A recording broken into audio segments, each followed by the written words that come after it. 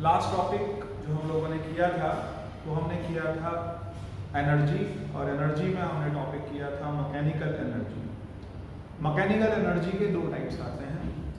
आज इन दोनों टाइप्स को करेंगे और उसके बाद then will come to the types of energies, different types of energies. पर पहला टाइप जो भी हम करेंगे that we will do mechanical energy के दो टाइप्स। मैकेनिकल एनर्जी में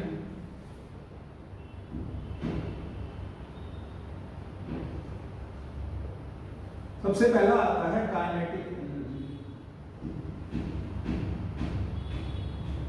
तो कहता है energy possessed by a body by virtue of its position of its motion. Motion की वजह से जो एनर्जी होगी उसे हम क्या बोलेंगे? Kinetic energy. काइनेटिक एनर्जी मतलब ऑब्जेक्ट मूव कर रही है और मूविंग ऑब्जेक्ट के अंदर इसके साथ एक और वर्ड आता है which we have learn in class 9 और उसको हम बोलते हैं मोमेंटम। मोमेंटम जिसके लिए हम लिखते हैं product of mass and velocity. ये समझना बहुत जरूरी है। Product of mass and velocity, उसको हमने क्या नाम दे दिया? मोमेंटम। मोमेंटम के लिए हम लोग एक्सप्रेशन लिखते हैं वो लिखते हैं v = m। ये क्यों बता रहा हूं मोमेंटम इस जगह पर? मोमेंटम इसलिए बताया जा रहा है क्योंकि मोमेंटम के लिए जो डेफिनेशन बनती है that is the quantity of motion present in a body. किसी ऑब्जेक्ट में, किसी बॉडी में कितनी मोशन है, मोशन की क्वांटिटी कितनी है, उसको हम क्या बोलते हैं? मोमेंटम बोलते हैं। मोमेंटम हमारे पास v = m आता है। फिर काइनेटिक एनर्जी क्या आती है? तो कहता है kinetic energy is the energy possessed by a body by virtue of its motion. Motion की वजह से। ये डेफिनेशन तो समझ आती है, but how will we measure it? इसका मेजरमेंट कैसे होगा? किसका? काइनेटिक एनर्जी का। काइनेटिक एनर्जी का मेजरमेंट होगा वर्क डन से। डेफिनेशन क्या बनेगी? कहता है डेफिनेशन बनती है amount of work done in stopping a moving body. आपको कितना वर्क करना पड़ रहा है किसी मूविंग बॉडी। एग्जांपल के लिए अगर मान लीजिए आपके पास में सामने से आपका कोई फ्रेंड साइकिल पर आ रहा है, तो साइकिल पर आते हुए फ्रेंड को आप रोकोगे कैसे? तो कभी कभार तो आप आगे आकर के भी रोक लेते हो, उसको पकड़ लेते हो उसका हैंडल, भाई रुक जाओ। अगर मान लो वो स्कूटी पे आ रहा है, एक्टिवा पर आ रहा है, तब कैसे रोकोगे? तब तो मुश्किल है, वो डेंजरस है। और मान लो वो बुलेट पे आ रहा है, तब बड़ी गाड़ी आ रही है तब, और उससे बड़ी गाड़ी आ रही है तब। क्या ट्रेन को हम ट्रेन के आगे आकर के रोक सकते हैं? क्या है उसके अंदर? मूविंग ट्रेन के अंदर दो चीजें, उसका मास और उसकी velocity.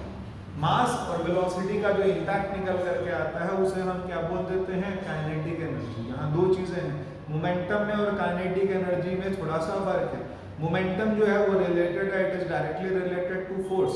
Kinetic energy is directly related to the work done in stopping the moving body. अगर बॉडी आ रही है और उसको रोकने के लिए आपको कितना वर्क करना पड़ रहा है, उसे हम क्या कह देते हैं? Kinetic energy. तो काइनेटिक एनर्जी का डेफिनेशन क्या बनता है? Amount of work done in stopping a moving body.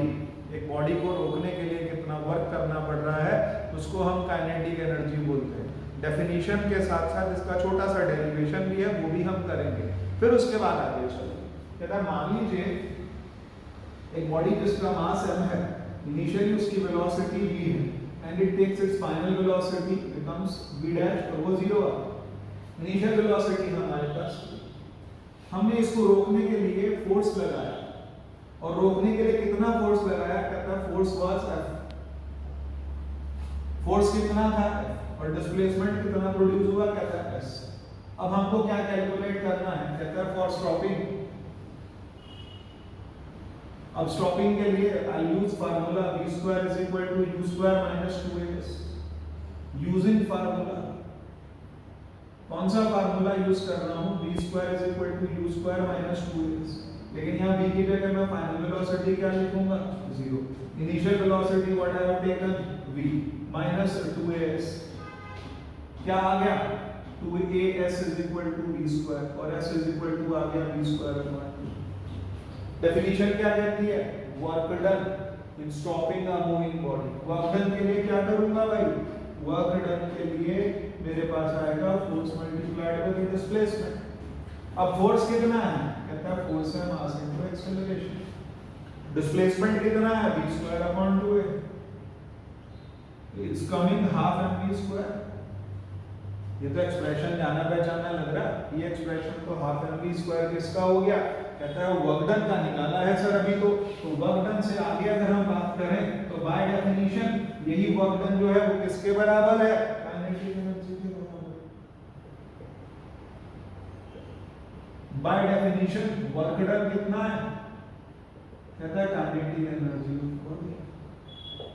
तो वर्क डन काइनेटिक एनर्जी के बराबर है, तो काइनेटिक एनर्जी कितनी आ गई, half M V square, half mass into velocity का स्क्वायर। अभी थोड़ी देर पहले मैं मोमेंटम की बात भी कर रहा था।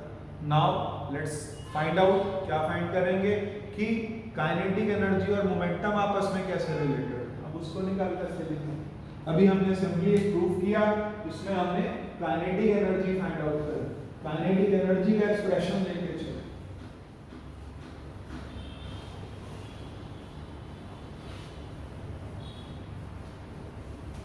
आगे चलते हैं, कहता है काइनेटिक एनर्जी का फार्मूला था क्या, काइनेटिक एनर्जी का फार्मूला था half M V square, M for mass, V for velocity.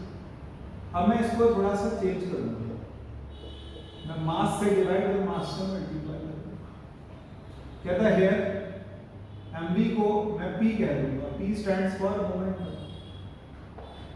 तो काइनेटिक एनर्जी क्या आ गई मेरे पास में, P square upon 2, P for momentum, M for mass. Kinetic energy का फार्मूला बन गया P स्क्वायर अपॉन 2। और आगे P square is equal to 2m kg, तो P is equal to square root of 2m kg। ये formula भी बन गया। मोमेंटम काइनेटिक एनर्जी दियो, यू कैन फाइंड मोमेंटम। अगर मोमेंटम गिवन है तो आप काइनेटिक एनर्जी फाइंड कर सकते हैं। दोनों चीजें हम इसमें वाइस वर्सा यूज कर सकते हैं। आगे चलते हैं, एक और आर्टिकल समझें। काइनेटिक एनर्जी का फार्मूला हमको मिला P स्क्वायर अपॉन 2। एक क्वेश्चन आता है, क्या क्वेश्चन है, मोमेंटम ऑफ अ बॉडी। लगभग 90% बच्चे इस क्वेश्चन को नहीं कर पाते, इसलिए इस वीडियो में डिस्कस कर रहा हूं इस question. Momentum of a body is increased by 50%, by what percent? Its kinetic energy is increased.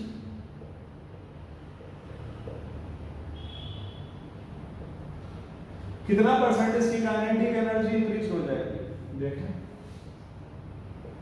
Formula क्या लेंगे हम लोग, फार्मूला लेंगे kinetic energy is equal to P square upon 2। ये इनिशियली हो गया। नाउ मोमेंटम बिकम्स, कहता पहले कितना था P, उसमें कितना परसेंट बढ़ा दिया 50%, तो कितना आ गया, इट इज कमिंग 3p/। ये आपका नया मोमेंटम आ गया। नए मोमेंटम से न्यू काइनेटिक एनर्जी, क्योंकि मास थोड़े ना बढ़ जाएगा। अगर कोई ये कह रहा है कि किसी ऑब्जेक्ट का मोमेंटम बढ़ रहा है और कुछ मेंशन नहीं किया, तो हम यही अज्यूम करेंगे, यही प्रिज्यूम करेंगे कि वेलोसिटी बढ़ रही है, मास नहीं बढ़ रहा, मास तो उतना का उतना ही। अब तो नई काइनेटिक एनर्जी क्या हो गई, P की जगह मैं क्या लिख दूंगा, 3p/2 का स्क्वायर अपॉन 2, ये K2 मिल गया। 9/4 P स्क्वायर अपॉन 2, K2 की वैल्यू आ गई 9/4 K1। सीधे आप उठा करके वैल्यू निकाल देंगे काइनेटिक एनर्जी, तो इंक्रीज कितना आ गया, 9/4 K1 माइनस K1, एलसीएम ले लीजिए 5/4 K1। परसेंटेज इंक्रीज क्या होगा, 5/4 K1 upon K1 multiplied with 100 is coming 125%। अपनी ओरिजिनल वैल्यू से वो 125%। अगर मोमेंटम 50% बढ़ा है तो काइनेटिक एनर्जी कितनी परसेंट बढ़ गई, 125%। एक क्वेश्चन और लेंगे इसी से आगे इसी तरीके का।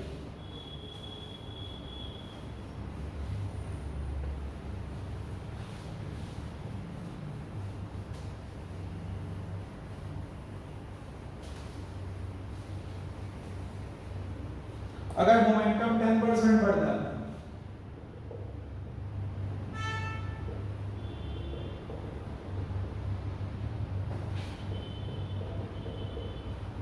10% इंक्रीज हुआ, तब क्या करें? अब केस इनिशियली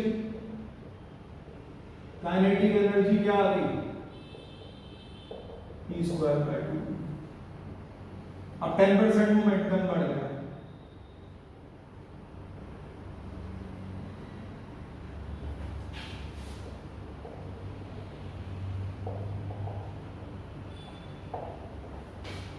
परसेंटेज इंक्रीज या न्यू काइनेटिक एनर्जी 11p/10 का स्क्वायर अपॉन क्या वैल्यू आ जाएगी? कहता है 121/100 इंटू p²/2। ये p²/2 हम साइड रख दीजिए। नई काइनेटिक एनर्जी क्या आ गई? 1.21 के। चेंज क्या होगा? 1.21 के माइनस 0.2। परसेंटेज इंक्रीज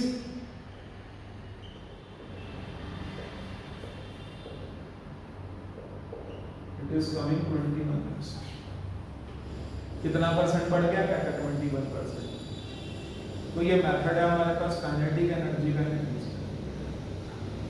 अब नेक्स्ट आर्टिकल हमारे पास आता है काइनेटिक एनर्जी करने के बाद वर्क एनर्जी थ्योरम। अब हम लोग समझेंगे वर्क एनर्जी थ्योरम क्या है।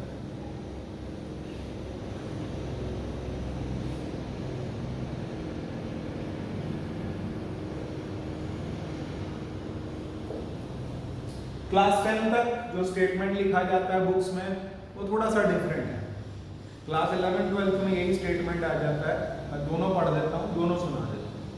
क्लास 10 तक बोलते हैं increase in kinetic energy of a body is equal to work done and that work is done in direction of increase. Work किसकी डायरेक्शन में किया जाता है या फोर्स किसकी डायरेक्शन में किया लगाया जाता है? जिस डायरेक्शन में इंक्रीज हो रहा है, किसमें? काइनेटिक एनर्जी या वेलोसिटी। काइनेटिक एनर्जी की तो डायरेक्शन होती है। तो पॉइंट यहाँ निकल करके आता है कि इंक्रीज इन काइनेटिक एनर्जी किसके इक्वल आता है? Work done. वो क्लास 10 में पढ़ाया जाता है। क्लास 11-12 में क्या पढ़ते हैं? 11th में क्या आता है? Change in kinetic energy is equal to work done. फिलहाल ये वीडियो क्लास 10 के लिए बन रहा है, तो मैं लिखूंगा क्या? I write increase in kinetic energy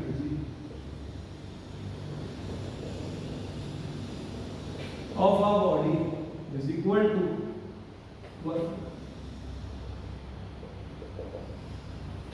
ये किसके इक्वल होता है? वर्क डन के इक्वल। मान लिया एक बॉडी है जिसका मास m है, इनिशियल वेलोसिटी u है, मास m का फाइनल वेलोसिटी v होगी। The object travelled a distance s। कितना चली? इंक्रीज इन काइनेटिक एनर्जी क्या होगा?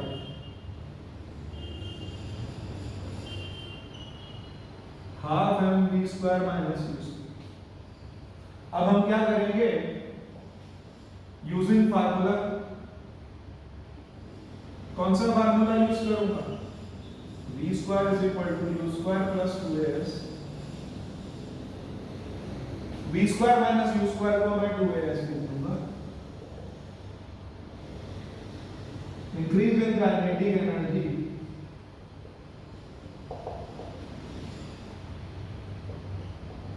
it is coming ma into s, force into displacement, it is coming work done। तो increase in kinetic energy किसके equal? Prove कर दिया हमने, वर्क डन के इक्वल। फिर समझ लीजिए इनिशियल वेलोसिटी u थी, बाद में वेलोसिटी v हो गई, डिस्प्लेसमेंट s था, हमने फार्मूला लगाया इंक्रीज इन काइनेटिक एनर्जी का हाफ mv² माइनस u²। तो half m v² minus u² में क्या कर देंगे? v² माइनस u² हम इधर ले गए, v² माइनस u² की वैल्यू रख दी, इट इज कमिंग 2as। 2 से 2 कैंसिल हो गया, ma हो गया। ma को फोर्स कह सकते हैं, फोर्स इनटू डिस्प्लेसमेंट को हमने वर्क डन कर दिया। ये एक्सप्रेशन किसका आ गया? Work done. फिर आती है बात सेकंड टाइप ऑफ एनर्जी, जिसको हम क्या कहते हैं? Which is called potential. Potential energy का मतलब सिर्फ पोटेंशियल से भी समझ लो कि किसी ऑब्जेक्ट में कितनी काम करने की कैपेबिलिटी है, उसको आपने क्या कह दिया? पोटेंशियल। इसका इतना पोटेंशियल, ये मानकर इतनी हाइट पर है, इसमें कुछ पोटेंशियल तो है। क्या पोटेंशियल है? अगर ये नीचे गिरा तो कुछ वेलोसिटी लेके गिरेगा, तो इसका मतलब इसके अंदर कुछ एनर्जी स्टोर है। मान लो मैंने पिछले में भी एग्जांपल में दिया था, पिछले वीडियो में भी एग्जांपल दिया था, किसी हाइट पर कोई गमला रखा है, अगर मान लीजिए वो गिर जाए, बाई चांस गिर जाए और वो किसी जगह पर गिरे, किसी ऑब्जेक्ट पर गिरे, किसी कार के ऊपर गिर जाए, तो उसको डैमेज करेगा कि नहीं करेगा? मान लो किसी कार के शीशे में गिर गया, उसको डैमेज करेगा कि नहीं करेगा? ऑब्वियसली करेगा। तो इसका मतलब उसके अंदर क्या ज्यादा है? उसके अंदर पोटेंशियल एनर्जी। जो ऊपर से हेल्स गिरते हैं ना, वो भी उनकी वेलोसिटी बहुत कम हो जाती है ड्यू टू एयर फ्रिक्शन। उस टाइम मॉइस्चर भी होता है एटमॉस्फेयर में, एयर फ्रिक्शन भी होता है, इसकी वजह से उनकी वेलोसिटी कंट्रोल हो जाती है और उनका साइज भी कम हो जाता है। अदरवाइज वो बहुत नुकसान पहुंचा सकते हैं जमीन पर गिरकर। क्यों? क्योंकि बहुत हाइट से आते हैं और बहुत हाइट से आने की वजह से उनके पास क्या होती है? Potential energy.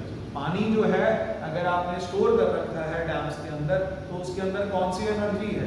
उसके अंदर कैपेबिलिटी है। किस चीज की कैपेबिलिटी है? कि वो जब फ्लो करेगा तो वो कुछ कर जाएगा। क्या कर जाएगा? वो हम उसको यूजफुल वर्क में भी यूज कर सकते हैं, हम उससे टरबाइंस रोटेट कर सकते हैं। बट हाइट पर आ गई ऑब्जेक्ट, तो हाइट पर आने पर उसके अंदर क्या आ गई?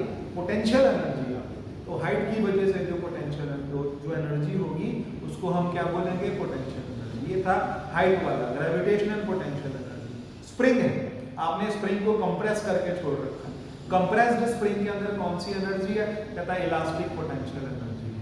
कंप्रेस्ड स्प्रिंग, स्प्रिंग को इलांगेट करके छोड़ रखा है, उसके अंदर कौन सी एनर्जी है? इलास्टिक पोटेंशियल एनर्जी है। कोई स्प्रिंग है, कोई इलास्टिक है, आपने उसे खींच रखा है, तो उसके अंदर कौन सी एनर्जी है? इलास्टिक पोटेंशियल एनर्जी है। मॉलिक्यूल्स एक दूसरे के बहुत पास हैं, तब उसके अंदर एक रिपल्जन डेवलप होता है जब बहुत नजदीक आते हैं। तो repulsion, what is that repulsion? वो रिपल्जन क्या दे रहा है? वो रिपल्जन जो है वो क्या प्रोड्यूस कर रहा है? उसके अंदर पोटेंशियल।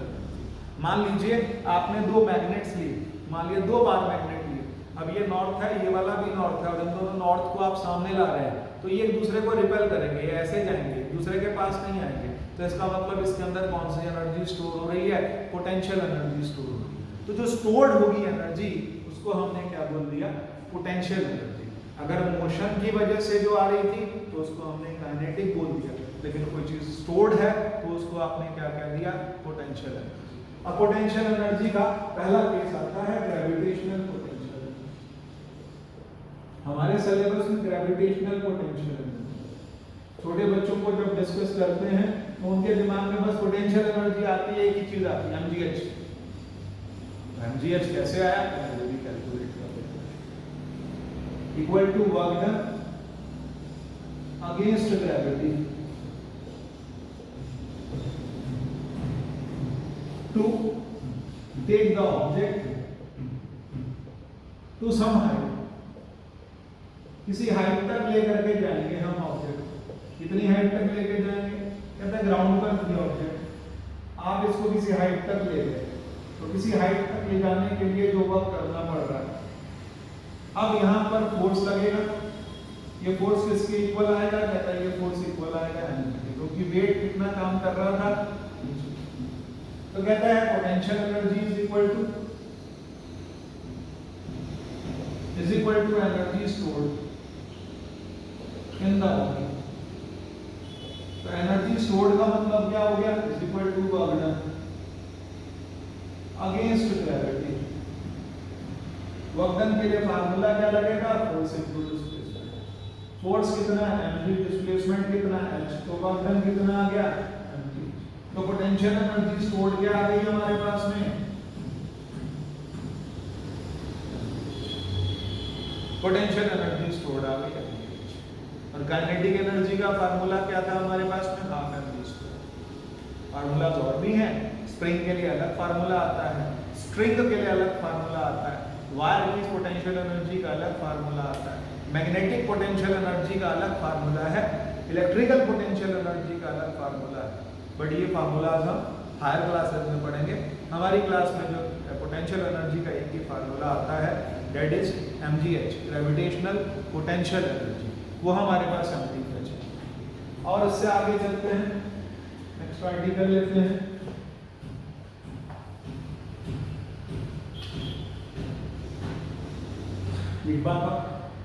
जो हमारा वर्क एनर्जी थ्योरम था, क्या वो पोटेंशियल एनर्जी में भी लगेगा? यस, पोटेंशियल एनर्जी के केस में भी हम वर्क एनर्जी थ्योरम यूज कर सकते हैं। Change in potential energy is equal to work. मान लिया ऑब्जेक्ट इस जगह पर, ये आर्टिकल बुक में नहीं दिया, पर थोड़ा सा समझ लीजिए, एक न्यूमेरिकल भी यूज हो जाता है। आपने ऑब्जेक्ट पर फोर्स लगाया, आप इसको किसी हाइट तक ले, तो इंक्रीज इन पोटेंशियल एनर्जी वो क्या आ जाएगी आपके पास में, mg h2 minus h1 is equal to mg into displacement. ये फोर्स इनटू डिस्प्लेसमेंट बन गया, और फोर्स इनटू डिस्प्लेसमेंट जो कम बन ही बना। ऐसा कोई डेरिवेशन करने की जरूरत नहीं है, पर समझने की जरूरत है। There is another type of article, और वो क्या आ रहा है हमारे पास में, वो कौन सी एनर्जी आ रही है, वो आ रही है पोटेंशियल एनर्जी। और पोटेंशियल एनर्जी में भी हम वर्क एनर्जी थ्योरम यूज कर सकते हैं। अब आती है बात change in kinetic and potential energy. इस चीज को भी समझना, ये लास्ट लेक्चर में भी डिस्कस किया था। Change in kinetic and potential. मान लिया आपके पास एक बॉल है, आपने उस बॉल को अच्छी क्वालिटी की बॉल है जो टप्पा खा के एक अच्छी हाइट तक आ जाए। आप ये मान लें फिलहाल कि वो उतनी ही हाइट पर आ जाए। आपने बॉल छोड़ा, बॉल को जैसे ही आप छोड़ेंगे तो बॉल में कौन सी एनर्जी थी, पोटेंशियल एनर्जी। जब वो ग्राउंड पर टकराई तो ग्राउंड पर टकराते ही उसके अंदर कौन सी एनर्जी आ गई, कहता है काइनेटिक एनर्जी आ गई। व्हाइल स्ट्राइकिंग उसके अंदर कौन सी एनर्जी आ गई। अब जब वो फॉल कर रही थी, व्हाइल फॉलिंग उसके अंदर कौन सी थी, तो वो कहता है व्हाइल फॉलिंग उसके अंदर जो थी वो पोटेंशियल किसमें कन्वर्ट हो जा रही थी, काइनेटिक में कन्वर्ट हो जा रही थी। लेकिन जब वो जमीन पर टप्पा खाई तो उसके अंदर सिर्फ और सिर्फ एक ही एनर्जी थी, दैट वाज काइनेटिक एनर्जी, एक काइनेटिक एनर्जी थी। लेकिन जब वो गिर गई, गिरने के बाद फिर दोबारा से वो काइनेटिक जो थी वो किसमें कन्वर्ट होने लगी, पोटेंशियल में। और ऑब्जेक्ट कहाँ आ गई, ग्रेटेस्ट हाइट तक। ग्रेटेस्ट हाइट तक आने के बाद जब उसकी काइनेटिक एनर्जी पूरी की पूरी पोटेंशियल में कन्वर्ट हो गई, उस हाइट पर आने के बाद फिर ऑब्जेक्ट नीचे फॉल होना शुरू, तो वहां आकर के उसके अंदर सारी काइनेटिक किसमें कन्वर्ट हो गई थी, पोटेंशियल। फिर दोबारा वही पोटेंशियल एनर्जी किसमें कन्वर्ट होगी, काइनेटिक में, जब वो जमीन पर स्ट्राइक करेगी। फिर जमीन से दोबारा उठ करके ऑब्जेक्ट ऊपर आएगी, तो उसको हम लोग क्या कहते हैं,